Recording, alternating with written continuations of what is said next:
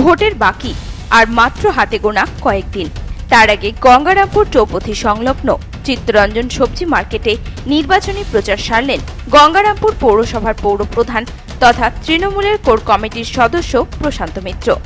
শুক্রবার সকালে চিত্তরঞ্জন সবজি মার্কেটে বিভিন্ন সবজির দোকানদার এবং ক্রেতাদের সঙ্গে দেখা করে তৃণমূল প্রার্থী বিপ্লব মিত্রের সমর্থনে ভোট প্রচার করে প্রশান্ত মিত্র।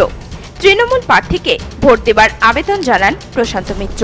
পৌর প্রধানকে হাতের নাগালে পেয়ে কার্যত উচ্ছ্বসিত হয়ে ওঠে সবজির দোকানদারেরা। এর পাশাপাশি সংলগ্ন মাছের আড়তে ভোট প্রচার করেন প্রশান্ত মিত্র। এ বিষয়ে পৌর প্রধান তথা তৃণমূল নেতা প্রশান্ত বাবু জানান, আমি আমাদের 18 নম্বর ওয়ার্ডে ডোর টু ডোর প্রচার করে আসলাম এবং এখন আবার আমি এই সবজি মার্কেটে আমি এসেছি। এখানেও আমি সবজি মার্কেটে ডোর টু ডোর প্রচার করছি, দোকানে দোকানে প্রচার করছি।